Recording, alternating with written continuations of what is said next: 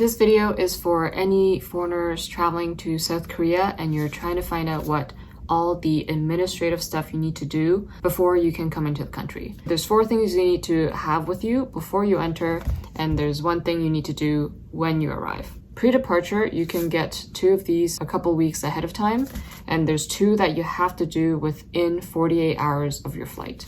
The first 2 is pretty easy. The first is your vaccine card, and the second is something called the KETA. This is just a travel authorization that lasts for 2 years, and even if your country has a visa-free agreement with South Korea, you still need to register your visit. So this is the KETA.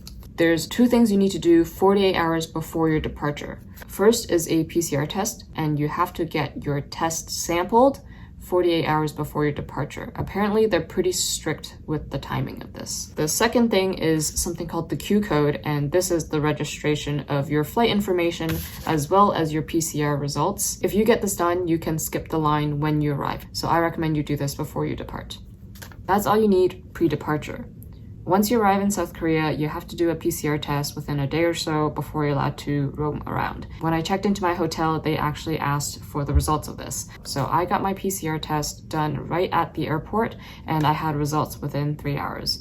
When I arrived at the hotel, I just presented them with my test, and actually you could present it to them the next day as well if your result arrives late. But once you have shown them your PCR results, you're good to go and roam around. Hopefully that helps, and I hope you have a safe and happy travels.